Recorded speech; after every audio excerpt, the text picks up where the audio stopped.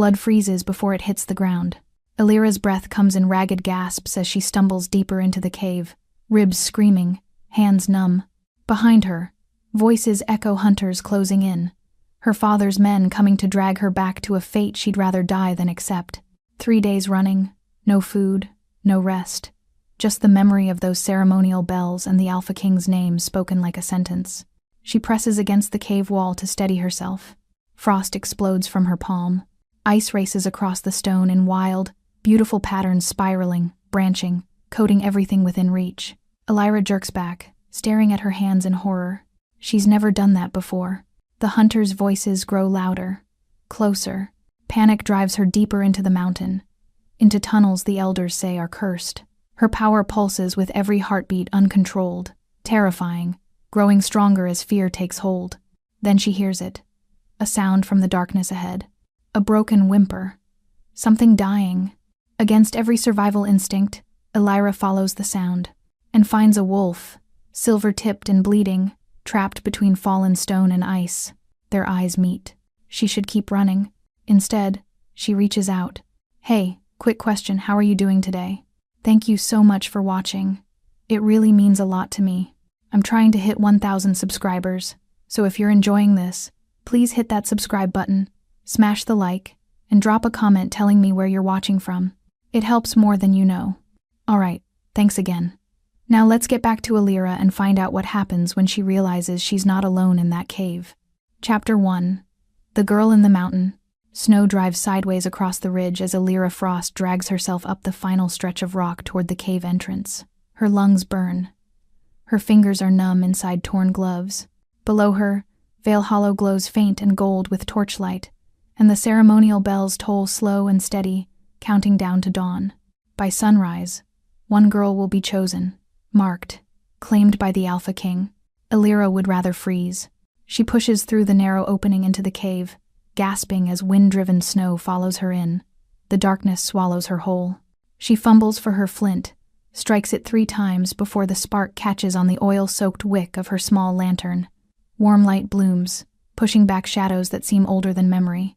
The cave smells like cold stone and something faintly metallic, ancient. No one comes here anymore. Elders in the village whisper that wolves went into these tunnels and never returned, that even the moon goddess turns her face away from this place. Elira doesn't care about curses. She cares about surviving until the rite passes and her father, Merrick Voss, stops hunting her. She moves deeper, boots crunching over frost-slick stone. The walls are carved with faded symbols she doesn't recognize. Spirals, clawed marks, names scratched in a language that feels almost familiar. Drace, Varen, others she can't make out. Whoever they were, they're long gone now. Her makeshift camp sits in a small hollow, where the ceiling dips low, and the wind can't reach. A pile of threadbare blankets stolen from an abandoned hunter's cabin. A cracked clay bowl for melting snow. 3 strips of dried meat she's rationing like gold. It's not much, but it's hers. No one is deciding her future here. No one is trading her like a signature on a treaty scroll. Elira crouches beside her small stack of kindling and carefully arranges it for a fire. Her hands shake, not just from cold but from the memory that keeps clawing its way back. 2 weeks ago, standing in her father's study, Merrick's voice low and final. "You will be honored to wear the Alpha King's mark. Girls dream of this." She'd looked at him and said, "I'm not those girls." His hand had closed on her shoulder, tight enough to bruise. "You don't have a choice." So she made one. Elira strikes the flint again, coaxing flame from the kindling.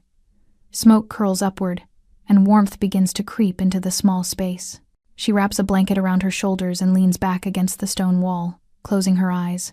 The bells are still ringing in the distance, muffled now by rock and snow. She wonders if they've noticed she's gone yet, if Merrick has sent hunters, if the Alpha King even cares that his arranged bride ran into the mountains. Probably not. Men like Lucien Varick don't chase. They command, and the world bends. Except Elira Frost isn't bending. She's about to drift into exhausted sleep when she hears it. A sound, faint, broken. At first, she thinks it's wind scraping through cracks in the stone. Then it comes again. A low, strangled whine, echoing from somewhere deeper in the cave system. Elira goes very still, listening. There it is again. Closer this time. Not wind, not rock shifting. An animal. She should ignore it. She barely has enough supplies to keep herself alive. Getting involved with an injured creature, especially in a place rumored to be cursed, is the kind of mistake that gets people killed. But the sound comes again, weaker now, and something in her chest tightens. Illyra picks up her lantern and stands. Her legs protest, stiff from cold and days of climbing. She moves toward the sound, following the narrow passage that slopes downward into the mountain's heart. The air grows colder. Ice crystals glitter on the walls, catching her lantern light and throwing it back in fractured patterns. The passage twists, narrows, opens into a wider chamber where fallen rock litters the floor. And there, wedged between a collapsed section of stone and a jagged shelf of ice, is a wolf. Silver-tipped fur matted with blood, paws scraped raw, breathing shallow and labored. Its eyes flicker open as her lantern light reaches it, and they're bright with pain and exhaustion. Illyra's breath catches. Someone drove this animal in here. She can see the marks. Claw gouges on the stone where it tried to escape, the twisted remains of an iron trap half buried in the rubble. This wasn't an accident. This was deliberate. The wolf lifts its head slightly, tries to shift toward her, and collapses back with a broken whimper.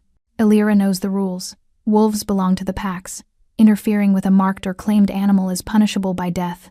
If this wolf is tied to an alpha, touching it could bring hunters down on her faster than anything. But as she stands there, frozen between logic and instinct, the wolf's gaze locks on hers. Not aggressive, not feral, desperate. She hears her own voice, rough and tired. "You're a fool, Illyra." Then she sets the lantern down and starts digging. Her fingers scrape against stone, nails splitting as she claws at the rubble, pinning the wolf. The rocks are heavy, slick with ice. She wedges an old spear shaft she found earlier into the gap and levers it, muscles screaming, until something shifts. The wolf whines again, softer now, almost encouraging. "I know," Illyra mutters through gritted teeth. "I'm trying." One more heave, and the largest stone rolls free. The wolf drags itself forward, paws scrabbling weakly, and collapses at her feet. Illyra drops to her knees beside it, hands hovering, unsure. She's never been close to a wolf before. Up close, it's bigger than she expected, all lean muscle and wild beauty even in its battered state. She touches its shoulder gently. The wolf flinches, then stills, as if recognizing she's not a threat. "All right," she whispers. "Let's get you out of here." She loops her arms under the wolf's chest and drags it inch by agonizing inch back toward her camp. It's heavier than it looks, dead weight in her arms, but she doesn't stop until they're back in the hollow where her fire still flickers. Illyra wraps the wolf in her best blanket, tucking it close to the warmth. She uses melted snow to clean the worst of the blood from its fur, fingers gentle over torn skin and bruised ribs. The wolf's breathing evens out slightly, and its eyes drift closed. She sits back, exhausted, staring at the creature she just risked everything to save. "What were you running from?" she asks quietly. The wolf doesn't answer, but its heartbeat drums steady against her thigh where its head rests. Outside, the storm that's been building all evening suddenly stops. The wind dies. The howling fades. The world goes eerily, unnaturally silent. Illyra doesn't notice. She's already curling up beside the wolf, too tired to stay awake, her fingers tangled in silver-tipped fur. She doesn't see the shadow that appears at the cave mouth minutes later. Tall, broad-shouldered, eyes glowing faint gold in the darkness as they fix on the flickering lantern light deep inside the mountain. The Alpha King stands in the snow, utterly still, and feels the bond snap into place like a chain made of fire and ice. Not to the wolf, to the girl. Chapter 2. The Alpha at her door. Illyra wakes to the sound of breathing that isn't hers.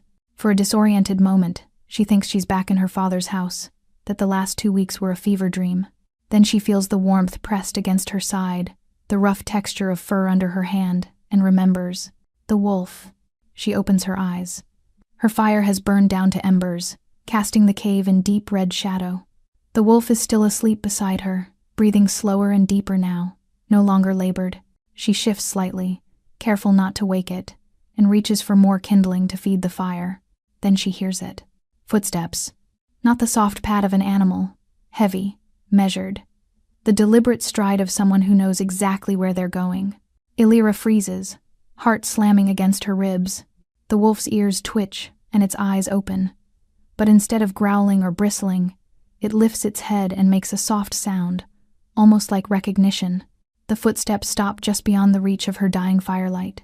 Then a voice, low and rough as stone grinding. Elira Frost. Not a question, a statement. Her full name spoken like a sentence being handed down. She scrambles to her feet, pulse roaring in her ears. The wolf shifts but doesn't move away from her.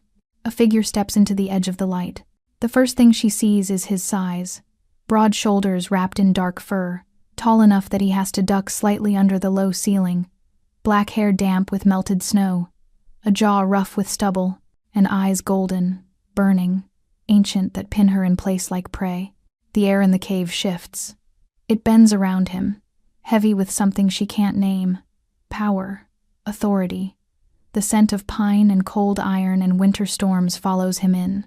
Lucien Varick, the Alpha King. The man she ran from is standing 5 feet away. Elira's first instinct is to run deeper into the cave, but her legs won't move. Her second instinct is to grab something, anything, to defend herself. But there's nothing within reach. Lucien's gaze sweeps over her slowly, taking in everything. The makeshift camp, the wolf pressed close to her side, the carved symbols on the walls. Then his eyes drop to her hands. Her palms are scraped raw from digging out the wolf. And beneath the blood and dirt, faint patterns shimmer on her skin. Frost, delicate and intricate, like lace made of ice. Something changes in his expression. Curiosity sharpens into recognition. He takes a step closer. Show me your hand. It's not a command, exactly. But it's not a request either. Elira's throat is dry. Stay back. I'm not here to hurt you. Then why are you here? Lucien's mouth curves slightly, though it doesn't reach his eyes. You're asking the wrong question.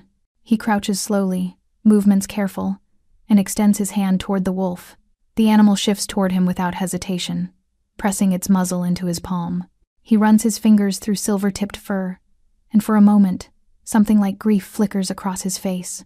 This wolf, he says quietly, was the last survivor of a pack slaughtered 3 months ago. I've been tracking him for weeks. Elira swallows. I didn't know. You saved him. Lucien looks up at her, and the weight of his gaze is almost physical.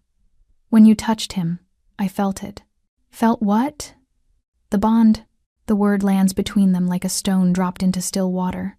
Elira shakes her head. That's not possible. You're not what they told me you were. He straightens, and the cave suddenly feels too small. You were supposed to be just another noble daughter, a treaty signed in blood and vows. His gaze drops to her hands again, where the frost patterns are fading. But you're not. They hid you. Who? Everyone who should have known better. He steps closer again, and this time Elira forces herself to hold her ground. I didn't ask for this, she says, voice shaking. I didn't ask to be promised to you. I didn't ask to be marked like property. I know. The simplicity of his answer throws her off balance. Lucien tilts his head slightly, studying her. Do you know what happens during the rite of claiming? They bind a mate to the Alpha King, for life. They bind her will, he corrects softly. Her power, her choices. The rite as it stands now isn't sacred. It's a leash. Elira stares at him. Then why? Because I've refused every bride the council has tried to force on me for 5 years. They thought if they offered me someone I couldn't refuse someone with a bloodline old enough to matter, I'd finally submit. So you came to drag me back? His jaw tightens. I came to see if what I felt when you touched that wolf was real. He reaches out slowly, giving her time to pull away. His fingers brush her wrist, just above the pulse point. Heat surges through her so sharply she gasps. Not painful, not unwelcome, just overwhelming. Like lightning crawling under her skin, settling into her bones. Lucien's eyes flare gold, and his hand tightens fractionally before he lets go. Real, he murmurs. Elira's heart is racing. What does that mean? It means, Lucien says, voice rough, that you're not just Frost by name. And it means I can't leave you here alone. I've been alone for 2 weeks. You've been safe for 2 weeks. That ends tonight. He turns slightly, gaze sweeping the deeper tunnels. This place, do you know what it is? A cave. A sanctuary. one of the old ones, built by the first Alpha Kings before the council twisted the rites into chains. He points to the symbols carved into the walls. These marks are bloodline protections. They respond to power. Illyra looks at the carvings, then back at him. Why would it respond to me? Because your bloodline was never meant to be hidden. He meets her eyes. And because the moment you stepped into this place, it woke up. As if to prove his point, the frost patterns under her palm begin to glow faintly, spreading across the stone floor in delicate spirals. Illyra jerks her hand back, but the patterns don't fade. Lucien watches them spread, expression unreadable. Then he crouches, pressing his own palm to the stone. The frost spirals toward him, curling around his fingers like recognition. The council will come for you, he says, voice low. They'll send hunters, enforcers, men who follow orders without question. And when they find you, they won't drag you back gently. So what do you want me to do? He looks up at her, golden eyes burning in the dim light. Trust me. Illyra laughs, sharp and bitter. You're the one I ran from. No. He stands, towering over her again. You ran from a fate someone else decided for you. I'm offering you a choice. What choice? Stay here. Let me protect this sanctuary while you figure out what you are. His gaze doesn't waver. Or run deeper into the mountain with me, and we find answers together. And if I say no to both, then I'll leave, and you'll face what's coming alone. Silence stretches between them, broken only by the soft crackle of dying embers and the wolf's quiet breathing. Illyra looks at the frost spreading across the stone, at the wolf curled beside her, at the Alpha King standing in the shadows like something out of a dark fairy tale. She should say no. She should send him away and take her chances. But when she opens her mouth, what comes out is, how do I know you won't just mark me the moment I agree? Lucien's expression softens, just slightly. Because I've spent 5 years refusing to mark anyone who didn't choose me first. He steps back, giving her space. And I'm not about to start now. The wolf shifts, pressing closer to Illyra's leg, and makes a soft sound of agreement. She closes her eyes, exhales slowly, and makes the second choice that will change everything. All right, stay. When she opens her eyes, Lucien is already moving, pulling supplies from a pack she hadn't noticed before. Proper blankets, dried meat, a small brazier for heat. Get some rest, he says without looking at her. Tomorrow, we start figuring out what your father bargained away when he promised you to the council. Illyra wraps a blanket around her shoulders and sits back down beside the wolf. Outside, the storm that went silent earlier begins to howl again. But inside the sanctuary cave, the frost patterns glow faint and steady, and for the first time in 2 weeks, Illyra doesn't feel alone. Act 3. Blood and Bargains. Morning comes cold and gray. Illyra wakes to find Lucien already awake, crouched by the entrance of the cave, staring out at the snow-covered valley below. The wolf is pressed against her side, warmer now, breathing steady. She sits up slowly, bones aching from sleeping on stone. Lucien doesn't turn, but his voice cuts through the quiet. Your father made a deal 3 years ago. Illyra goes still. I didn't know the details until recently. Lucien continues.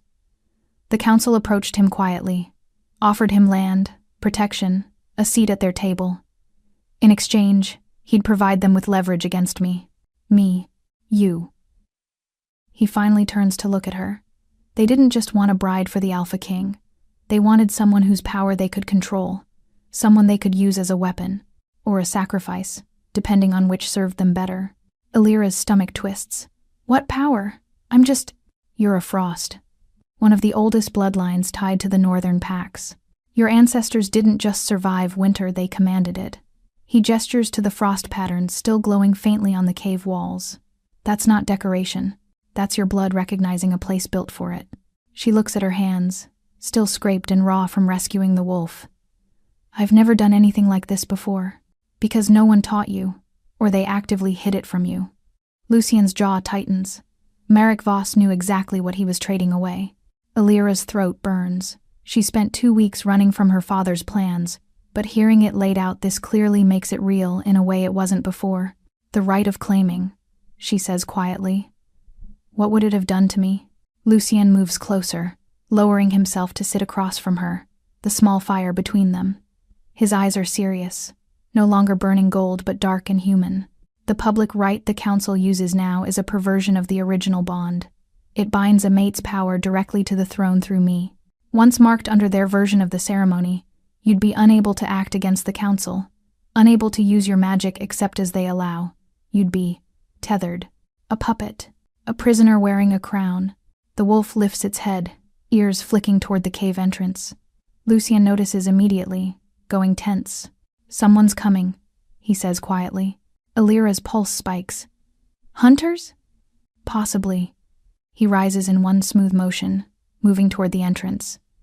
Stay here. Keep the fire low.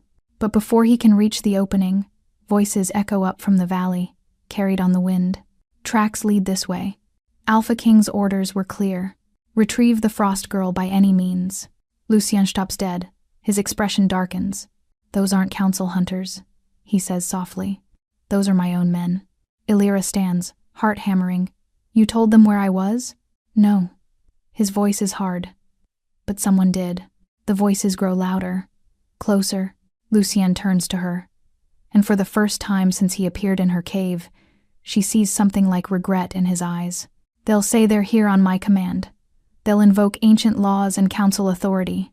And technically, he exhales sharply, they'll be right. So you're just going to let them take me? No. The single word is a growl. But if I fight them, I'm breaking laws older than both of us. I'll be declaring war on my own court. Illyra's hands curl into fists. Then I'll run. You won't make it past the ridge. Not with hunters who know these mountains. The voices are almost at the cave entrance now. Illyra can hear boots crunching through snow, weapons clinking, low conversation about securing the site and binding the target.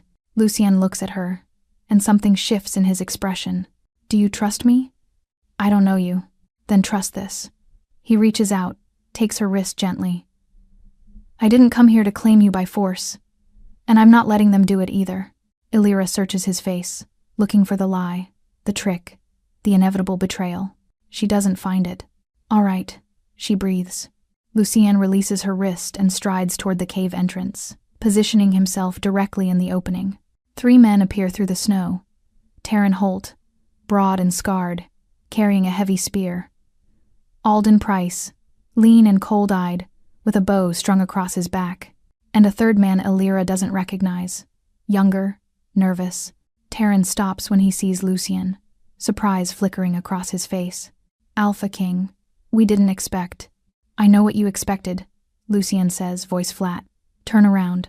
Alden steps forward, careful but firm. With respect, my king, we have orders from the council. The Frost Girl is to be returned for the rite. The ceremony was delayed, not cancelled. I'm aware of the council's orders. Then you know we're bound to carry them out. And I'm telling you, Lucien says, voice dropping into something deeper, older, to turn around and leave. Terran shifts his grip on the spear. We can't do that. You can. You will. The tension stretches thin and sharp between them. Then Alden's gaze slides past Lucien, into the cave. His eyes narrow. She's in there. Don't, Lucien warns. But Alden is already moving, darting to the side, heading for the narrow passage that leads deeper into the cave. The younger hunter follows. Lucien moves to block them, but Terran steps in his path, spear raised. I'm sorry, my king, but the law is clear. Illyra hears footsteps behind her, fast and purposeful.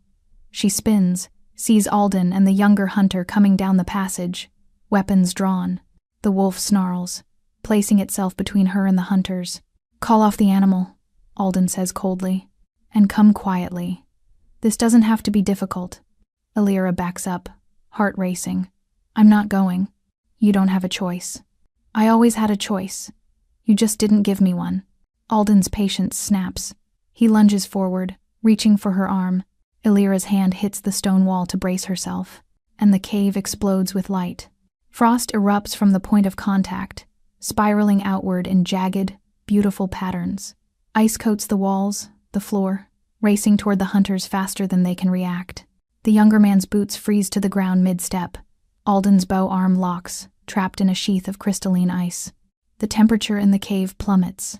Illyra stares at her hand, at the frost pouring from her palm like water, and can't breathe. Outside, Lucien feels the shift in power and shoves past Terran, sprinting back into the cave. He finds Illyra standing in the center of a cathedral made of ice. Every surface glitters with frost patterns, reflecting the faint lantern light in 1,000 directions. The hunters are trapped, frozen but not hurt, eyes wide with shock, and Illyra is shaking, staring at her hands like they belong to someone else. Lucienne moves to her slowly, carefully, the way you approach something wild and frightened. Illyra. She doesn't respond. Illyra, look at me. Her eyes snap to his, and they're full of fear. I didn't mean I didn't know. I know. He reaches out, takes her wrists gently, pulling her hands away from the wall. The frost stops spreading immediately. Breathe. I can't. Yes, you can. Breathe with me. He holds her gaze, steady and calm. In, out, slowly. She follows his rhythm, gasping at first, then slower. The shaking eases. Behind them, Taryn appears in the passage, sees the trapped hunters, the ice cathedral, the girl at the center of it all. He lowers his spear. Stars above, he breathes. She's a frostborn. Lucienne doesn't take his eyes off Illyra. Yes, the council doesn't know. They suspected. Now they'll be certain. Taryn looks between them, then at his frozen companions. What do we tell them? Lucienne finally looks at him, and his expression is hard as stone. Tell them I've taken the frost girl under my protection. Tell them the right will proceed when and how I decide. And tell them. He pauses. If they send hunters into this sanctuary again, they won't come back whole. Taryn swallows, nods once, and retreats. The ice around Alden and the younger hunter begins to thaw as Illyra's panic fades. They scramble free, soaking wet and shivering, and flee after Taryn without a word. When they're gone, the cave falls into thick silence. Illyra sinks to the ground, exhausted. Lucienne crouches beside her, still holding her wrists. You just saved us, he says quietly. I almost killed them, but you didn't. He brushes his thumb over the frost patterns still faintly glowing on her skin. You controlled it. Instinctively, yes, but you controlled it. Illyra looks up at him, and something in her chest tightens. What am I? Something the council should have left alone. He releases her wrists and sits back. And something I'm not going to let them use. The wolf pads over, pressing its head against Illyra's knee. She buries her fingers in its fur, grounding herself. Outside, the storm picks up again, and somewhere in the valley, hunters are running back to the council with news that will change everything. Chapter 4. Sanctuary or cage? The cave feels different after the ice. The walls still shimmer faintly with frost patterns that won't fully fade, and the air tastes sharper, colder. Illyra sits by the fire, wrapped in blankets, while Lucienne tends to a gash on his forearm souvenir from deflecting Taryn's spear. She watches him work in silence, the way his hands move with practiced efficiency, binding the wound with strips of cloth. You didn't have to fight your own men for me, she says finally. They weren't fighting for me. They were following orders they didn't question. He ties off the bandage. There's a difference. Will they come back?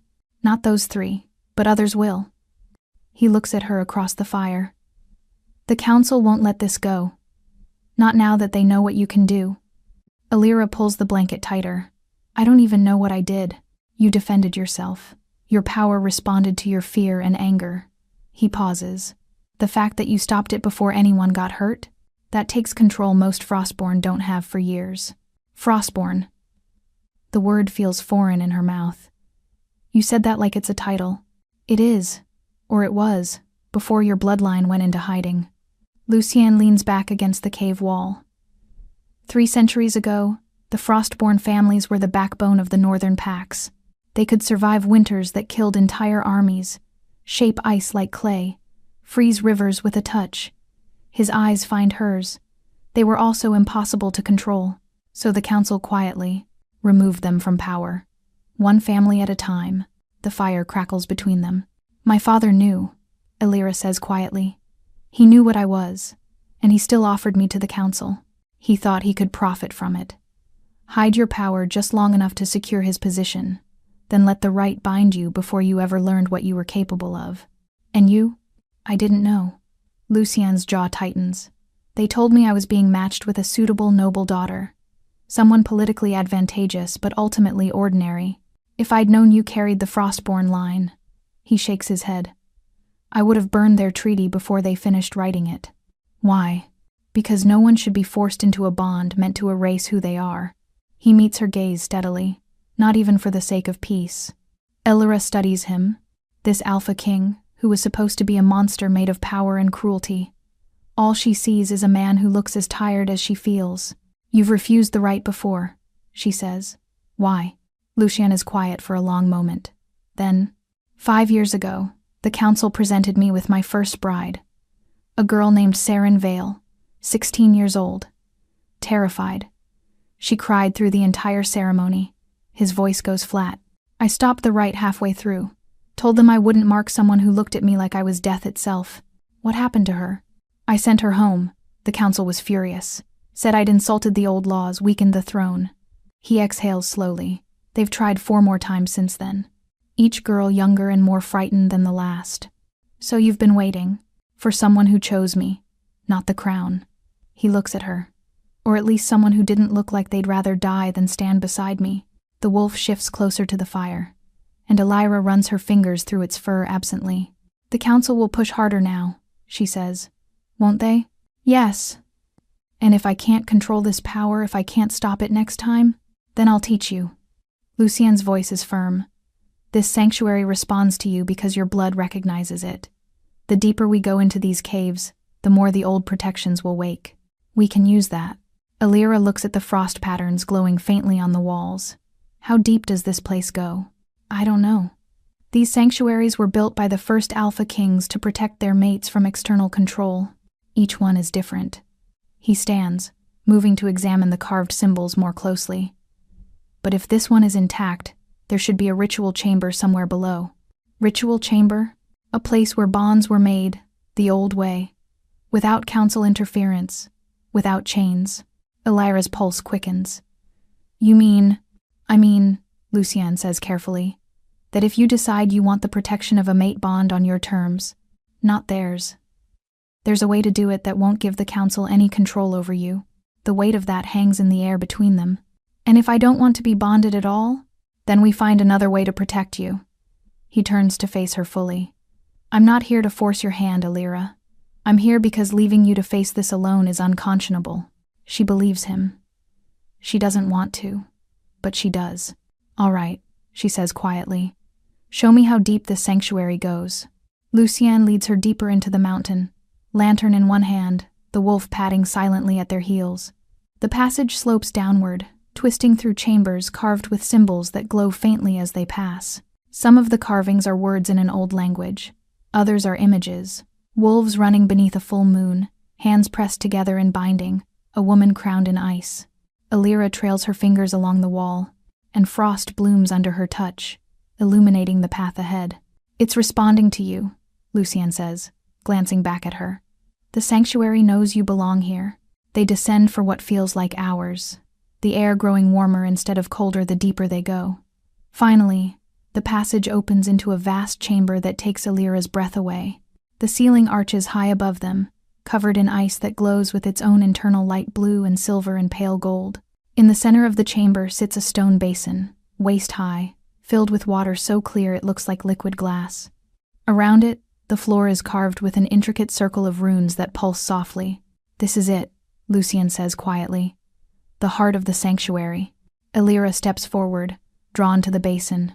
When she looks into the water, she sees not her reflection but something deeper.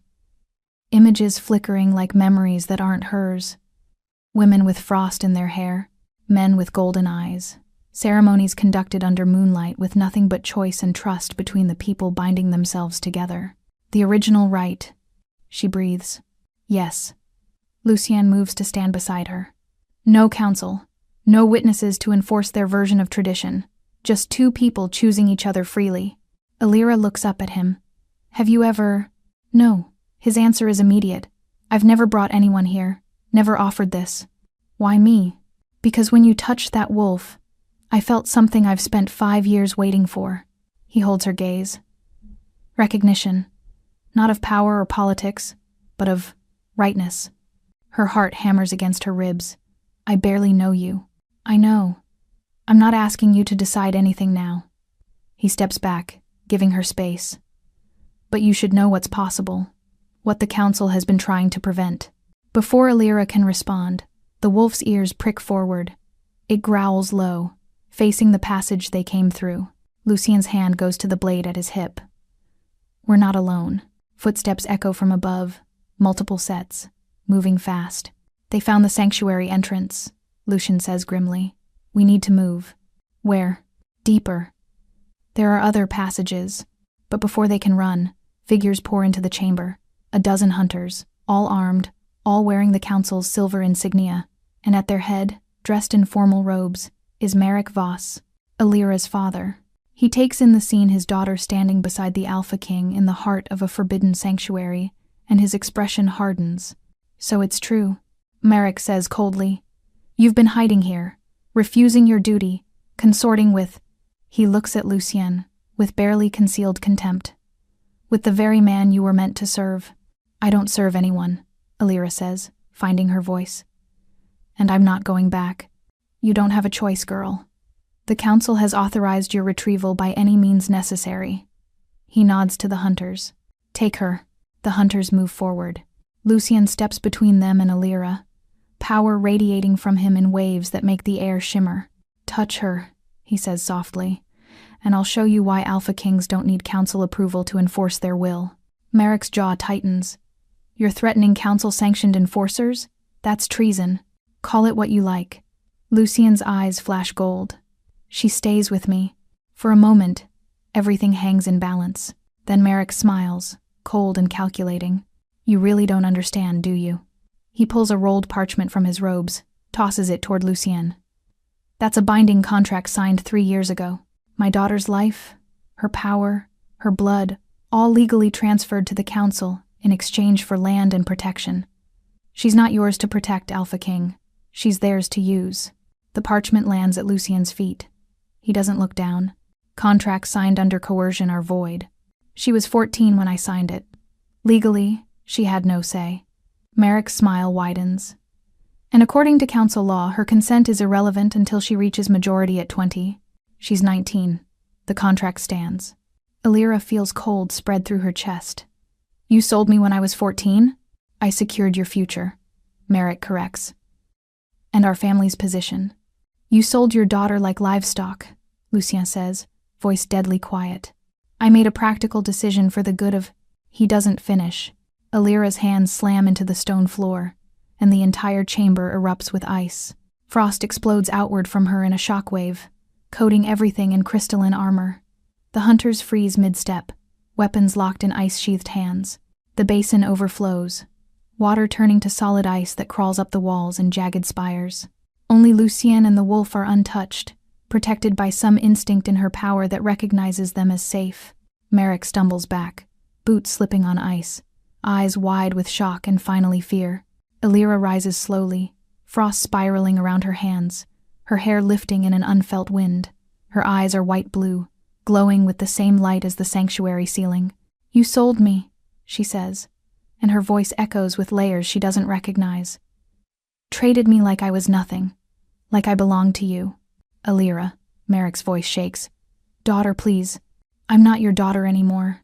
The ice spreads further, creeping toward him. I'm the weapon you tried to give away, and I'm taking myself back. The temperature drops so sharply that breath turns to fog, and the hunter's lips turn blue. Lucien moves to her side, not touching her but close enough that she feels his presence like an anchor. Illyra, he says quietly, you can stop. You've made your point. Have I?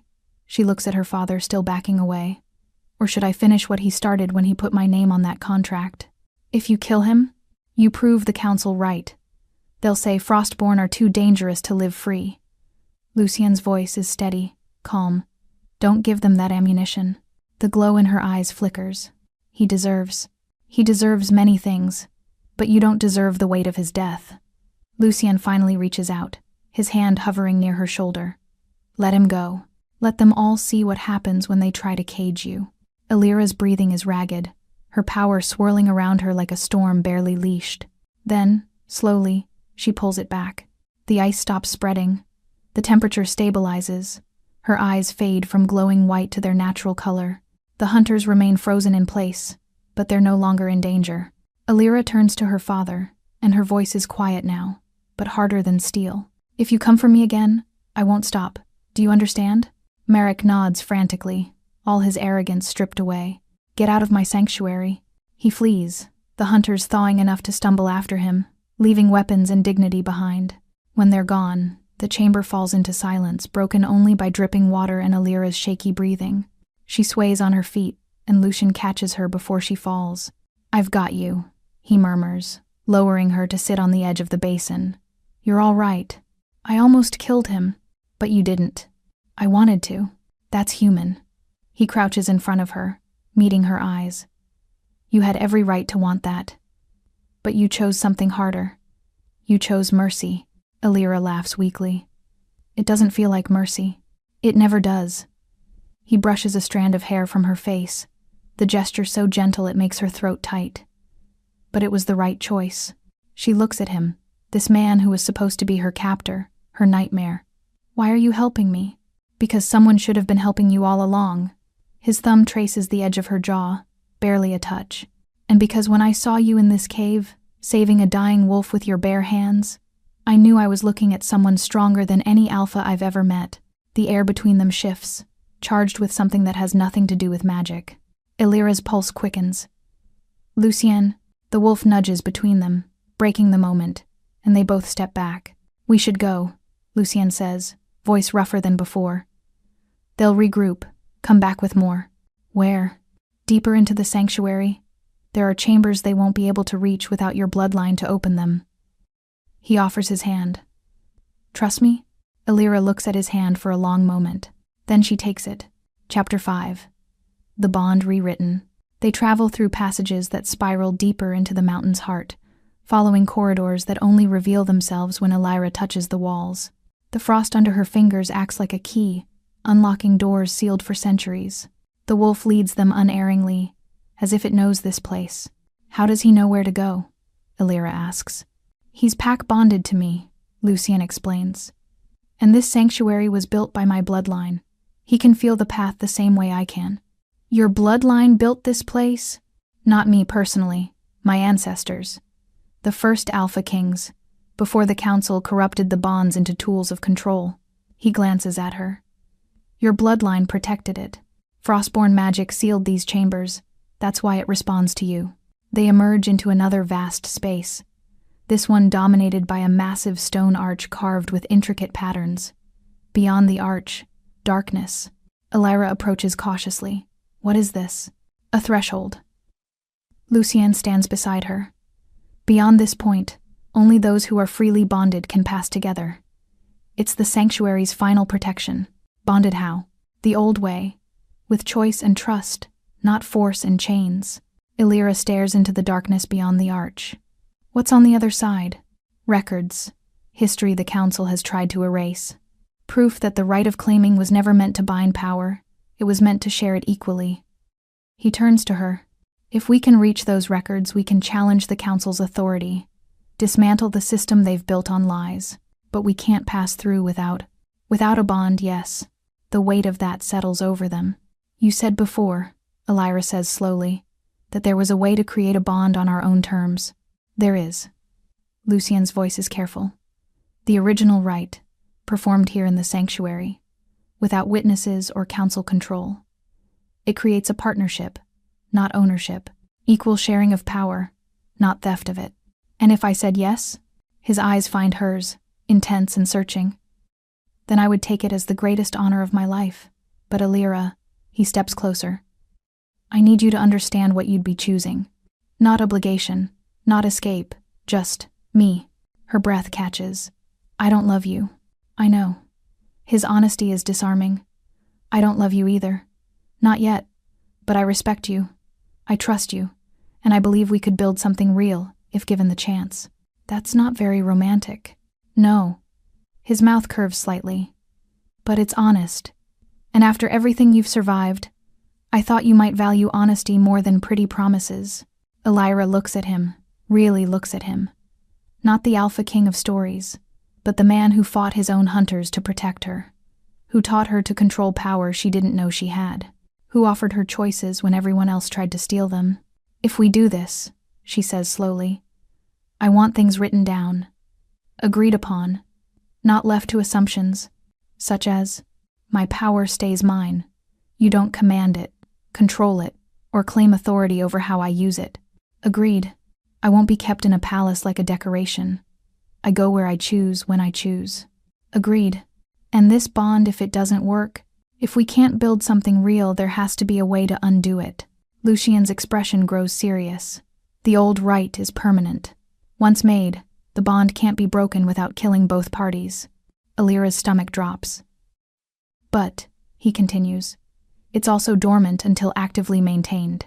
Meaning if we choose to live separate lives, the bond goes quiet, present but not binding. He meets her gaze steadily. You could walk away, Alira. I wouldn't stop you. You'd let me go? I'd let you choose. Every day. His voice softens. That's the difference between this and what the council wanted to do to you. She searches his face for deception, for the trap, finds nothing but steady, patient sincerity. All right, she says finally. Show me how it's done. Lucien leads her back to the ritual chamber with the stone basin. The water has refrozen from her earlier outburst, but when she touches the basin's edge, it melts instantly, becoming liquid again. The rite is simple, Lucien explains. No elaborate ceremony, no witnesses, just two people making a vow and sealing it with blood. Blood? A symbolic cut, palm to palm. The sanctuary recognizes intention more than anything else. He pulls a small silver knife from his belt. It won't hurt more than a pinch. Alira swallows hard. And then? Then we speak the words. Old language, but I'll translate. Basically, we vow to stand together as equals, to share power and protection, to choose each other freely. He looks at her. Are you ready? 7. No, she admits. But I don't think I'll ever be completely ready. So let's do it anyway. Lucien's smile is small but genuine. Brave. Desperate, she corrects. That too. He holds out his right hand, palm up. Alira places her hand over his, matching position. The knife is sharp and quick. A thin line of blood wells up on her palm, mirrored on his. When he presses their hands together, she feels the sting, then warmth spreading up her arm. Lucien begins to speak in a language that sounds like winter, wind, and wolf song. Vaskertal morath senvaila. The words echo in the chamber, and the runes around the basin begin to glow. What does it mean? Alira asks. I choose you as my equal. He translates softly, then continues. Keleth mar ashana vel korim. I offer you my strength and my protection. Druvar sentaliem mar krosha. I bind my life to yours in freedom, not chains. The glow intensifies, crawling up from the basin to spiral around their joined hands. Now you, Lucien prompts. Repeat after me. Vaskar talmurath senvela. Alira's voice shakes, but she speaks the words. Vaskar tal morath senvela. The frost under her skin flares bright, meeting the golden light from Lucien's power. Keleth marashana velkorim. Keleth marashana velkorim. The two lights twist together, ice and fire, creating something new. Druvarsen taliem markrosha. Druvarsen taliem markrosha. The chamber fills with blinding light, and Alira feels something snap into place deep in her chest, not painful, but present. Like a thread connecting her heart to his, thrumming with awareness. When the light fades, their hands are no longer bleeding. Instead, matching marks have appeared on their palms, a pattern of frost and flame intertwined, glowing faintly. Lucien's eyes are wide. Did you feel? Yes, Alira breathes. I feel you, your heartbeat, your presence, the bond. He stares at their joined hands. It's stronger than I expected. She tries to pull away, testing, and the bond hums but doesn't hurt. When she steps back, she still feels him there, a warm, steady presence at the edge of her awareness. It's not overwhelming, she says, surprised. It shouldn't be. Not the old way. Lucien flexes his hand, examining the mark. We're bonded, but still separate. You're still you. Alira touches the mark on her palm, feeling the warmth beneath her fingers. So now what? Now, Lucien says, turning toward the stone arch. We see if the sanctuary recognizes our bond. They approach the arch together. This time, when they step through side by side, the darkness beyond parts like a curtain. The wolf follows them through, and they find themselves in a library carved from living stone, filled with shelves of scrolls and books that glow with preservation magic. The records. Lucienne breathes. They're all here. Illyra moves to the nearest shelf, pulling down a scroll. The text is old but legible. Accounts of the original rites, descriptions of how Frostborn and Alphas used to work together as equals, treaties signed between bloodlines based on mutual respect rather than subjugation. This is what the Council has been hiding, she says. This is what they destroyed everywhere else, Lucienne corrects. But they couldn't touch the sanctuaries. Only bonded pairs could enter, and they'd eliminated all the free bonds centuries ago. He looks at her. Until now. Illyra pulls down another scroll, then another. Each one confirms what Lucienne told her. The modern right of claiming is a perversion. The original bonds were partnerships, not chains. We can use this, she says. Challenge the Council's authority. Show everyone that they've been lying for 300 years. Yes. Lucienne joins her, scanning the texts. But it will mean war, Illyra. The Council won't give up power easily. I don't care. Her voice is hard. They tried to erase my entire bloodline. They tried to chain me before I even knew what I was. They deserve to fall, Lucienne finishes. I agree. But we need allies. Evidence alone won't be enough. Then we find allies. We will. He places a hand on her shoulder, grounding. But first we rest. You've used more power today than most Frostborn use in a year. You're exhausted. As if his words made it real. Illyra suddenly feels the weight of everything crashing down on her. Her legs shake, and Lucienne catches her before she falls. I've got you, he murmurs, lifting her easily. There's a safe room deeper in. We'll rest there. The Council can't reach us here. The sanctuary is warded now that we're bonded. He carries her through passages lit by glowing frost, the wolf padding beside them. You're safe, Illyra. I promise. She wants to protest, to insist she can walk, but her body won't cooperate. Instead, she lets her head rest against his shoulder and closes her eyes. The last thing she feels before sleep takes her is the steady thrum of the bond between them, warm and reassuring. Chapter 6. The World Above. Illyra wakes to warmth and soft blankets. For a disorienting moment, she thinks she's back in her father's house, that everything was a dream. Then she feels the mark on her palm pulse faintly, and memory floods back. The sanctuary, the rite, the bond. Lucienne. She sits up slowly, finding herself in a small chamber carved from smooth stone. Frost patterns decorate the walls, glowing softly to provide light. The wolf is curled at the foot of her sleeping pallet, and Lucienne sits nearby, reading through one of the ancient scrolls. He looks up when she moves. How do you feel? Like I was hit by an avalanche. She flexes her hands, testing. The mark on her palm glimmers. How long was I asleep? Most of a day. He sets the scroll aside. Your body needed time to recover. Using that much power without training takes a toll. Illyra touches the mark absently. I can feel you, even now. It's strange. But not unpleasant? She considers. No, just present. Like knowing someone's in the next room. That's the bond. It will fade into the background as you get used to it. He stands, moving to sit beside her. But it also means I'll know if you're in danger. And you'll know if I am. Have you felt anything? From me? Exhaustion. Some fear. A lot of determination. His mouth curves slightly. You're stubborn even in your sleep. Despite everything, Illyra almost smiles. Is that going to be a problem? Not for me. He reaches out, brushes a strand of hair from her face. The gesture is becoming familiar, though it might be for the Council. The mention of the Council sobers them both.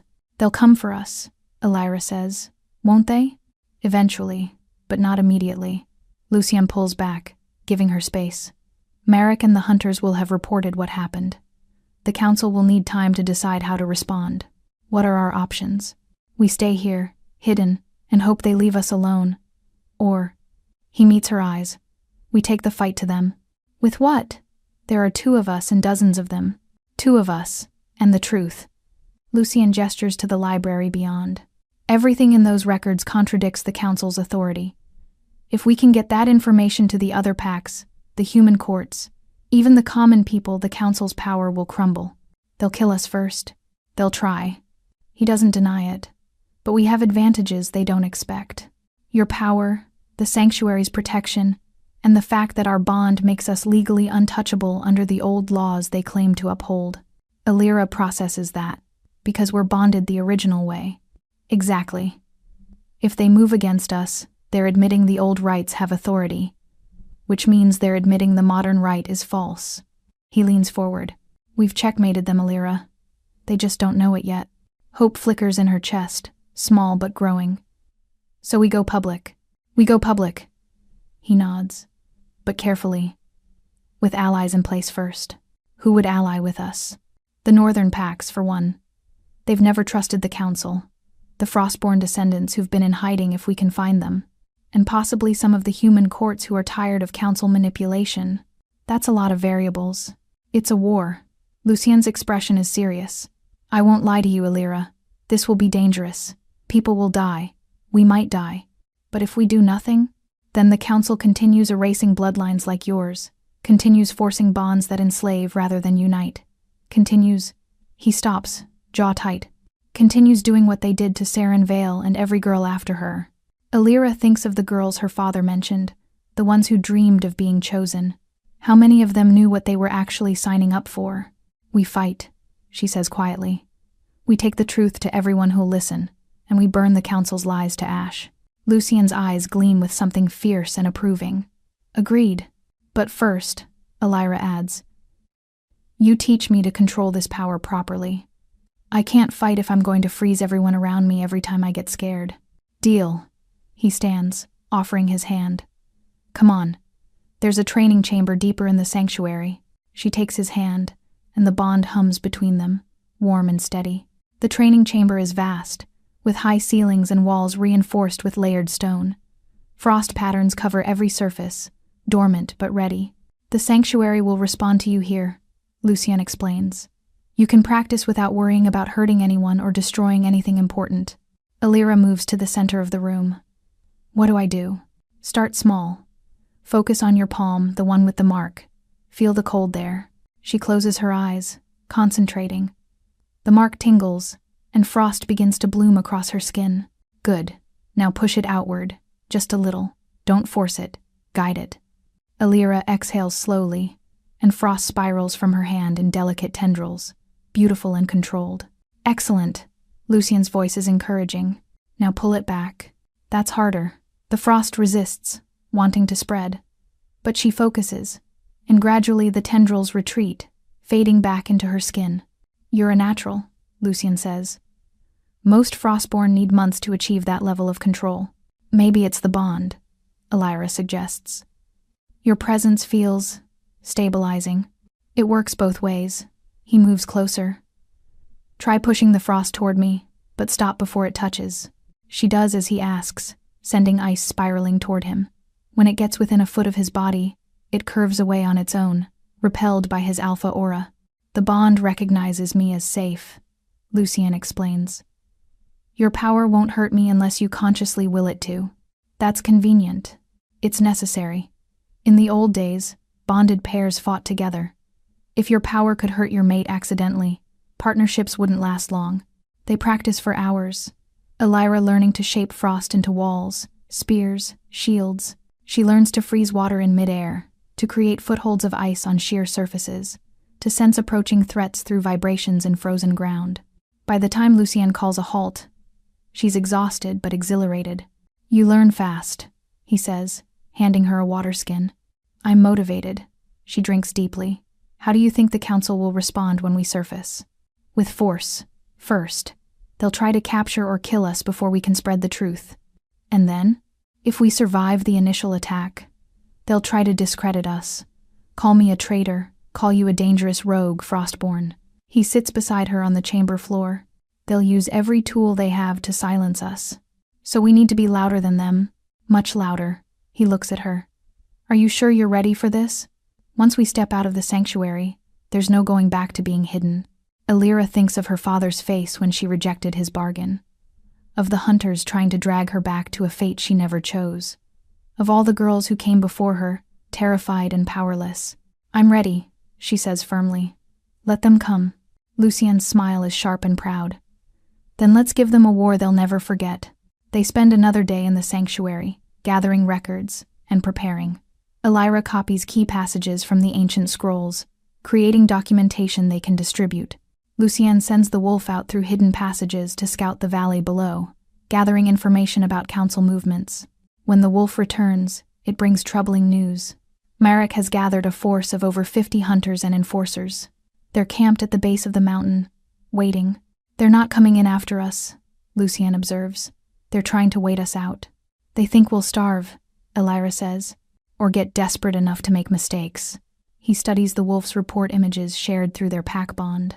But they've made a mistake of their own. What? They brought too many people. Word is spreading in the valley. Villagers are asking questions about why the council needs an army to retrieve one runaway girl. Elira's pulse quickens. "So we have an audience." "Exactly." Lucien's eyes gleam. "When we emerge, everyone will be watching.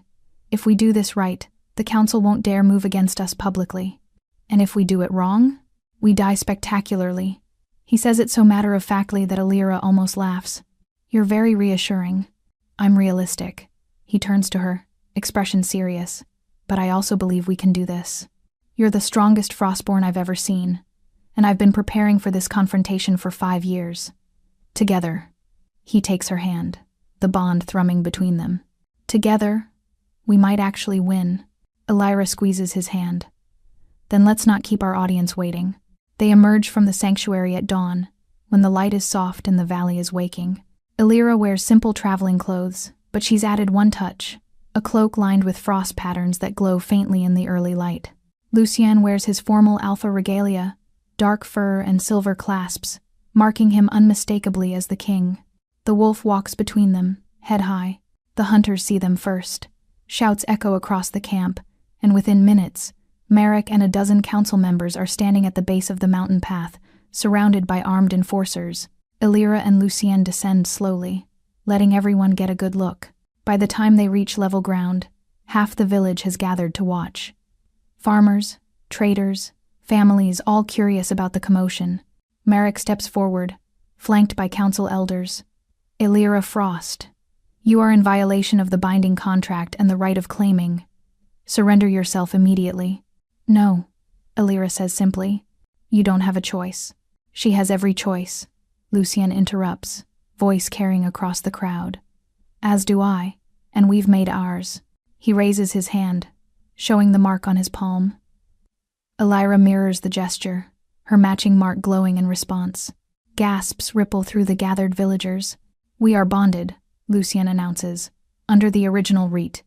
By the old laws that predate the council's authority, our bond is sealed and cannot be challenged." One of the council elders, a woman named Ira Thorne, steps forward, face pale. "That's impossible. The old rites require a sanctuary," Elira finishes, "which still exists, protected by Frostborn magic and Alpha bloodline wards. We have the records to prove everything you've been hiding for 3 centuries. Murmurs spread through the crowd. Confusion, curiosity, doubt. Marek's face goes red. "This is treason, lies." "Then let us present our evidence publicly," Lucien says calmly. "Open hearing. Every pack, every village, every court. Let them decide who's lying." The council members exchange panicked glances. An open hearing is exactly what they can't afford. "You will return with us," Era says, trying to regain control. "Both of you. The council will review your claims. Behind closed doors?" Elira's voice is sharp. "So you can silence us quietly? So justice can be served?" "Justice?" Lucien's laugh is cold. "You've spent 3 centuries erasing bloodlines and enslaving mates. You don't get to talk about justice." The crowd's murmurs grow louder, more agitated. "Enough!" Marek shouts. "Hunters! Take them!" The enforcers move forward, weapons raised. Elira's hand touches the ground, and frost explodes outward in a perfect circle, stopping inches from the villagers but creating an impenetrable wall between them and the hunters. The crowd gasps, stumbling back. "We're not your prisoners," Elira says, voice ringing clear. "And we're not your weapons. We're free people, bonded freely, and we're taking back the truth you tried to bury." Lucien's eyes flash gold, and his alpha presence rolls out like thunder, forcing every wolf in the vicinity, including the hunter's bonded animals, to lower their heads in submission. "Anyone who tries to take us," he says quietly, "answers to me, not as council enforcers, as enemies of the throne." The hunters freeze, caught between orders and instinct. "Stand down," one of them mutters. Then another. Within moments, half the force has retreated, unwilling to fight their own alpha king. The council elders look furious and helpless. Illyra turns to the gathered villagers. "The council has been lying to you. About the rights, about bonds, about which bloodlines have power and why. We have proof, and we're going to share it with everyone." She meets the eyes of women in the crowd, girls her own age. No one else should be forced into chains wearing the disguise of ceremony. Silence falls. Then, from the back of the crowd, a young woman's voice calls out, "Show us!" Another voice joins. "We want to see the proof." More voices, building into a chorus. The council elders realize they've lost control. Ira Thorne raises her hands. "Very well. Open hearing. 1 week from today, in the capital city, present your evidence, and we'll present ours." "Agreed," Lucien says. "But the hearing is public. No closed sessions, no private deliberations." "Fine." Ira's smile is cold. "But know this, if you're lying, the penalty is execution for both of you. And if you're telling the truth..." She pauses. "The penalty may be the same. The council protects itself." "We'll take that risk," Illyra says. The council members retreat, taking Merrick and most of the hunters with them. The remaining enforcers disperse slowly, uncertain. The villagers linger, staring at Illyra and Lucien with a mixture of awe and fear. An older woman steps forward cautiously. "Is it true? The rights are false?" "Not false," Illyra says gently. "Corrupted. The original bonds were made between equals.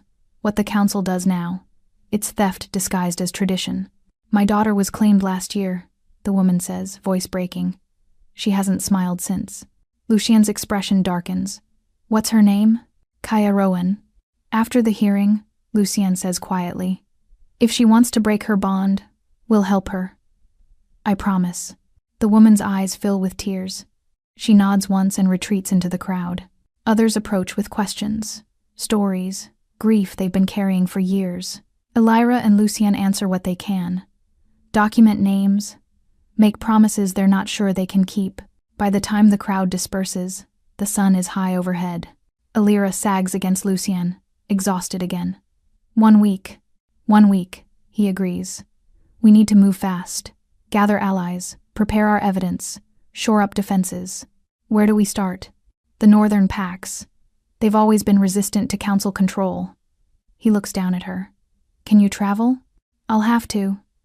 She straightens, determination overriding exhaustion. "Let's go." The wolf leads them north, away from the valley, toward territories where the council's reach is weaker. Behind them, Vale Hollow buzzes with rumors that will spread like wildfire. The Alpha King has bonded freely. The Frost Girl can command ice. The council is lying. War is coming. Chapter 7. The Hearing. 6 days later, they arrive in the capital city, a sprawling fortress built into mountainside, equal parts palace and prison. The streets are packed with people from every pack, every territory, every corner of the realm. Word of the hearing has spread faster than anyone anticipated. Illyra and Lucien enter through the main gates, with a contingent of northern pack leaders who've pledged their support. The wolf walks at their heels, and Frost trails faintly in Illyra's wake, a visible reminder of what she is. The council has prepared the grand hall for the hearing, a massive circular chamber with tiered seating rising on all sides. At the center, 2 platforms face each other across empty space. One for the council, one for the accused. Accused. That's what they are now. Illyra climbs onto their platform, Lucien beside her. The hall is filled to capacity, with hundreds more gathered outside. The air thrums with tension and anticipation. The council elders take their places opposite, Ira Thorne, Alden Price, and 7 others. Merrick Voss sits among them, having been granted temporary council status for this hearing. Ira stands, and the hall falls silent. "We are gathered," she announces, "to address the claims made by Lucien Verrick, Alpha King, and Illyra Frost, daughter of Merrick Voss." They allege that the right of claiming, as practiced for 300 years, is false and corrupt. She pauses. This is a serious accusation. If proven, it undermines the foundation of our society. If disproven, it is treason of the highest order. We understand the stakes, Lucien says, voice carrying effortlessly. Then present your evidence. Lucien produces a scroll from his cloak, one of the originals they retrieved from the sanctuary. He holds it up for all to see. This is a record from the first Alpha Council, dated 287 years before the current calendar. It describes the original rite of bonding. He begins to read, "Let it be known that no mate shall be bound without consent freely given. Let it be known that bonds made under coercion are void. Let it be known that power shared between equals strengthens the pack, while power stolen weakens it unto death." Murmurs ripple through the crowd. Era's expression doesn't change. Anyone can forge a document. "True," Alira says, stepping forward. "Which is why we didn't bring just one." She gestures, and the Northern Pack leaders begin distributing copies, dozens of them, printed from scrolls they spent the last week reproducing. The documents spread through the crowd like leaves in wind. "These are authenticated by the sanctuary wards," Lucien explains. "Magic older than the council itself. They can be verified by any Frostborn or Alpha bloodline. The truth is written into them at a level deeper than ink." An elder from the Eastern Pack stands, examining his copy. "He's right. I can feel it. This is genuine." Another voice. "It contradicts everything we've been taught." "Exactly," Alira says, "because the council changed the rites. Slowly, over generations, they altered the words, added binding clauses, removed protections, until what we have now is a tool of control, not a sacred bond." "Lies!" Merrick shouts, rising. "This girl fled her duty and corrupted the Alpha King with her." "Sit down, Merrick," Lucien says, voice dropping into a command that makes every wolf in the hall flinch. "You sold your daughter for land and status. You have no moral authority here." Marek sits, face mottled with rage. Era regains control. Even if these documents are genuine, they represent an old system. Laws evolve. The modern rite is more efficient, more organized, more enslaving. Alira interrupts. "Call it what it is. You bind mates to alphas in ways that steal their power, their choices, their lives, and you do it because it makes them easier to control." "We do it," Era says coldly, "because unchecked power is dangerous. Frostborn like you could freeze entire cities. Alphas could tear armies apart. The rites create balance." "No," Lucien says. "They create inequality. They give you leverage over everyone powerful enough to threaten your authority." "And what would you have us do?" Alden Price speaks up. "Return to chaos? Let bloodlines war unchecked?" "Return to freedom," Alira says. "Let people choose their bonds. Let power be shared, not stolen. Create systems of accountability, not chains." "Accountability?" Era laughs sharply. "Like the accountability you showed when you ran from your duty? When you hid in a cave rather than face the right?" "I ran from slavery," Alira says, voice hard. "And I'd do it again." "So you admit you're a coward." The word lands like a slap. The crowd reacts, some nodding, others protesting. Alira feels anger rise, feels frost spiraling up her arms. Lucien's hand touches her shoulder, grounding. The bond pulses between them, steady and sure. She takes a breath and speaks clearly. "I'm not a coward. I'm a woman who refused to let you erase her, and I'm not the only one." She turns to address the crowd. "How many of you know someone who is bonded against their will? How many have seen the fear in a girl's eyes when her name is called for the right? How many have watched mates grow hollow and silent as their power drains away?" Silence. Then hands begin to rise. First a few, then dozens, then hundreds. Era's confidence falters. "This is what your efficiency creates," Alira says. "Suffering, fear, loss, and you call it tradition." "We call it survival," Era snaps. "Without the rights, bloodlines would tear each other apart. We've maintained peace for 3 centuries. You've maintained your own power," Lucien corrects, "and called it peace." "Prove it," Era challenges. "Prove the modern rite harms those it binds." Alira looks at Lucien. He nods. "Bring forth Kaya Rowan," Alira calls. There's confusion, then movement in the crowd. The young woman from Vale Hollow, the one whose mother spoke to them, is escorted forward. She's thin, pale, her eyes dull. Kaya was bonded 8 months ago, Alira says, to an alpha twice her age. She had no choice in the matter. Era waves dismissively. All bonds require adjustment. Show them your mark, Alira says gently to Kaya. The girl hesitates, then rolls up her sleeve. The bonding mark on her arm is black and diseased-looking, spreading like rot across her skin. Gasps echo through the hall. That's what happens, Alira says, when a bond is forced. When there's no consent, no balance, the mark corrupts. It poisons. She's sick, Era insists. That's not the right's fault. It's exactly the right's fault, Lucien says. The original bonds protected both parties. Modern bonds only protect the alpha. Mates like Kaya carry the full burden. Kaya's voice, barely a whisper. It hurts, all the time. The hall erupts in noise. Questions, accusations, demands. Era tries to regain control, but the crowd is turning. Then Merrick stands again, desperate. This proves nothing. The girl is weak. Some mates simply aren't strong enough. Then break her bond, Alira says. If it's legitimate, if it's sacred, breaking it should be impossible without killing both parties. But if it's what we say it is a theft disguised as tradition, then it can be undone. You can't, Era starts. I can, Alira says. She steps down from the platform, approaching Kaya. With your permission, Kaya looks at her with desperate hope. Please.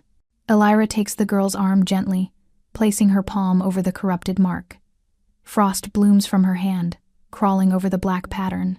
She can feel the wrongness of the bond, the way it's draining Kaya's life force to feed power back to her alpha. This will hurt, Alira warns. But only for a moment. Kaya nods.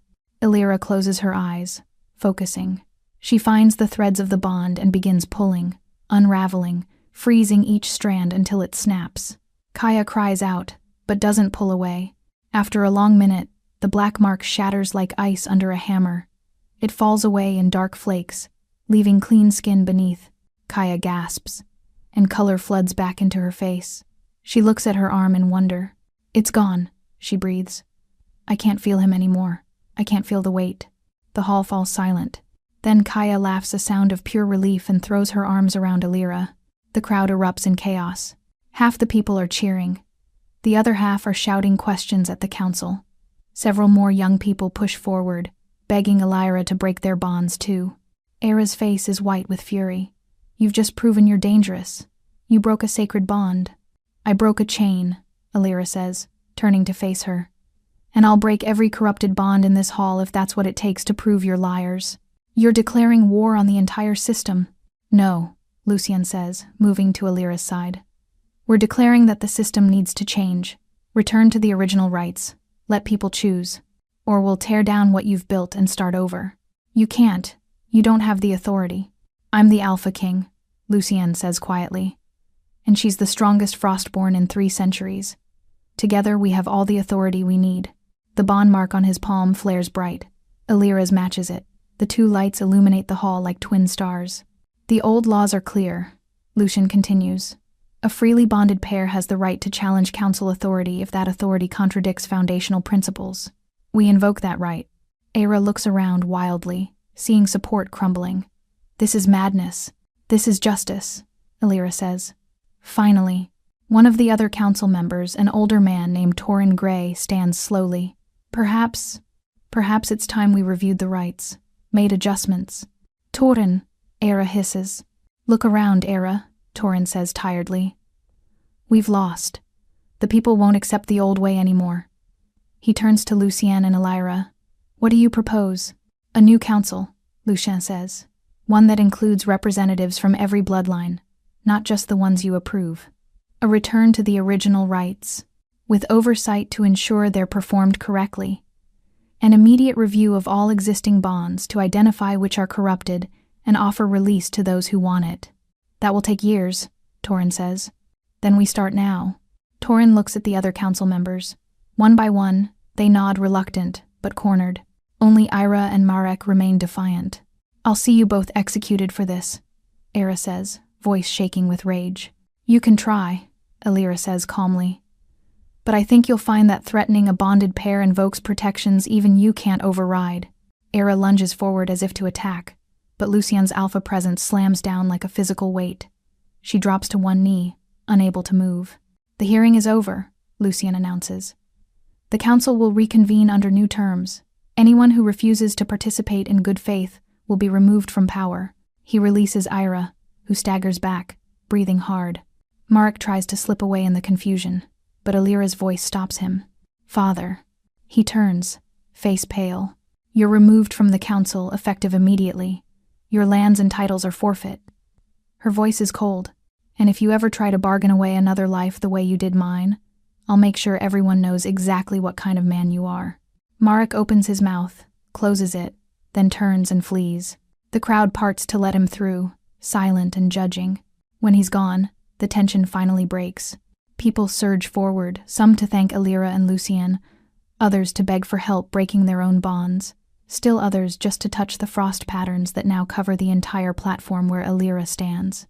It takes hours to calm the crowd, to promise help, to organize the changes that need to happen. By the time the hall empties, Alira is swaying on her feet. Lucien catches her. We need to get you somewhere quiet. We did it, she says, half laughing, half crying. We actually did it. You did it, he corrects gently. I just stood beside you. Liar. But she's smiling. We did it together. The bond between them pulses warm and bright, agreement singing through the connection. Come on, Lucien says, lifting her easily. There's a palace suite that's technically mine. We can rest there. What about the council? They'll be too busy fighting among themselves to bother us tonight. He carries her through emptying corridors, the wolf trailing behind. Tomorrow, we start rebuilding. But tonight, we rest. Alira lets her head rest against his shoulder, exhaustion finally winning. Lucien? Yes? Thank you. For believing me. For helping me. Always, he says quietly. That's what the bond means. I thought the bond was just magic.